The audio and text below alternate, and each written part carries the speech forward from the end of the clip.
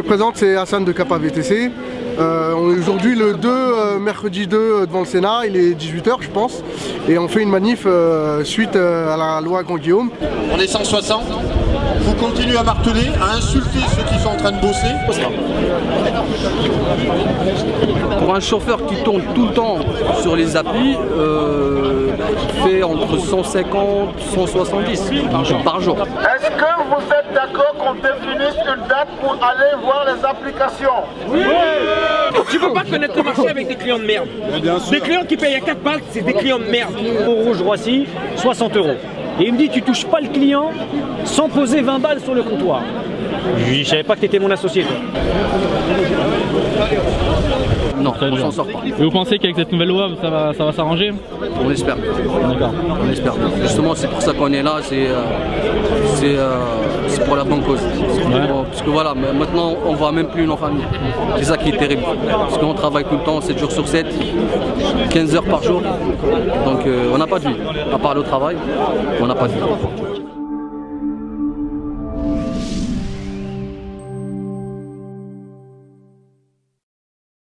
Voilà, on est là aujourd'hui juste pour défendre notre profession face au Far West électronique que nous imposent les applications. En premier lieu, bien sûr, Uber. Donc voilà, on veut à travers cette loi qui va responsabiliser beaucoup plus les applis. Nous allons mettre une formation adéquate aux chauffeurs VTC, ce qui n'est pas le cas aujourd'hui. Et forcément, les lotis devront être en règle jusqu'en juillet 2018 et ensuite tout le monde basculera VTC. Alors déjà à la base, le loti n'a rien à faire dans le marché du VTC. On les a plus ou moins tolérés parce qu'on avait besoin de main d'œuvre. Les applications avaient besoin de main d'œuvre pour combler le manque de chauffeurs à l'instantané. Alors on veut bien, mais là on a vu les dégâts que crée la loti.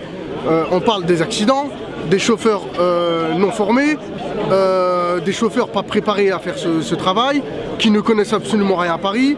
Leur façon de s'habiller et d'accueillir les clients n'a rien à voir avec le VTC.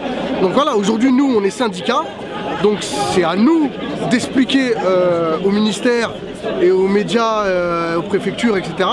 le problème lié au transport de personnes, surtout à Paris, en Ile-de-France. Cyril Pelva, c'est un peu exagéré ça? Il faudra vraiment que les chauffeurs viennent eux-mêmes se présenter le jour de la formation du diplôme avec une voiture à double pédale? En tout cas, c'est ce qui est prévu aujourd'hui. N'oubliez qu'un VTC à la base est censé devenir un entrepreneur, donc il faut quand même qu'ils sachent ce que c'est d'être un entrepreneur. Ce ne sont pas des salariés déguisés, on est en train de faire justement tout le procès de certaines plateformes qui amènent des personnes à s'immatriculer pour faire du salariat déguisé. Ce sont des chefs d'entreprise avant tout, ils sont censés gérer une entreprise, gérer des charges sociales, fiscales, donc c'est un minima pour eux d'apprendre ce que c'est la gestion. C'est une loi qui va arranger tout le monde, pour les VTC indépendants, parce que je répète, on est indépendant, on travaille pour personne, donc voilà, et on n'est pas content justement par rapport à plusieurs choses. Alors plus vous êtes chauffeur et plus vous pouvez permettre de baisser les prix, et forcément de la main d'œuvre on continue, celui qui n'est pas content il dégage, parce que y a des lotis derrière qui embauchent des personnes sans qualification et sans problème en fait. Donc nous on va couper ça. L'État en a conscience que les lotis créent un déséquilibre total dans tout le transport de personnes. À cause des lotis, nous ne pouvons plus vivre correctement notre vie et on subit la guerre des prix des applications parce qu'ils ont suffisamment de chauffeurs. Donc en fait le nombre de chauffeurs crée une dépendance et la chute des prix de tous les chauffeurs dans leur globalité, des taxis au VTC. Et vous n'avez pas indépendant. Vous n'avez pas peur qu'avec beaucoup moins de chauffeurs qu'avant, le temps d'attente augmente et que du coup les clients se rabattent vers les taxis? Oui, mais alors si un client au lieu de 2 minutes, il en a 7 et que au lieu que je sois payé 4 €, j'en suis payé 10, moi ça me dérange pas. Vous pensez que les applications vont augmenter les prix? Ah ben c'est automatique. C'est soit ils vont faire du surcharge tout le temps, et ça s'ils font du surcharge, ça va déplaire aux clients. Bah, du coup il y aura moins de clients. S'il y a moins de capacitaires, il y aura plus de lotis, moins de lotis, il y aura plus de VTC en logique. Ah non, c'est pas pareil. Puisque nous on parle des lotis artisans vont finir VTC. Donc eux globalement, ils sont à peu près 5000, on va être 5000 VTC en plus. Par contre les lotis qui ont 100 chauffeurs, eux ça l'intéresse pas d'être VTC. Parce que VTC, lui de la carte, il s'en fout, vous lui donnez, il la déchire. Lui tout ce qu'il veut c'est mettre des chauffeurs sans qualification avec des Laguna boîte manuelle 2012 payées à 5 000 €. Et ce qu'on s'aperçoit dans la réunion de présentation qui a été faite au niveau de la préfecture de Lyon, c'est que l'examen qui coûtait 90 € va coûter entre 150 et 200 et qu'effectivement ça sera à la charge des VTC d'amener la voiture double pédale. Donc qu'est-ce qu'ils vont faire? Ils vont devoir louer. Donc finalement on met des embâcles au passage à l'examen. Alors après moi je ne vais pas rentrer dans le débat plateforme etc. Moi ce qui m'intéresse en tant que parlementaire c'est qu'on voit qu'il y a une source d'emploi et qu'il y a des gens qui sont aujourd'hui dans le chômage, qu'on peut les remettre dans le travail etc.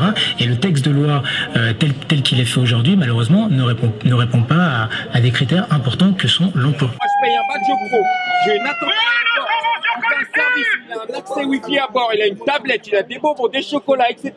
J'ai demandé 80 €. Par rapport aux baisses de tarifs, c'est spectaculaire. Vous voyez les tarifs. À partir de 5 € la course, vous enlevez les 20%, ça devient à 3 € et quelques. Aujourd'hui, les hôtels sont maqués, les restos c'est maqué, ceci est maqué. Faut pas croire qu'on est tous des ubéristes ici. Je coule. Voilà ce qui se passe aujourd'hui.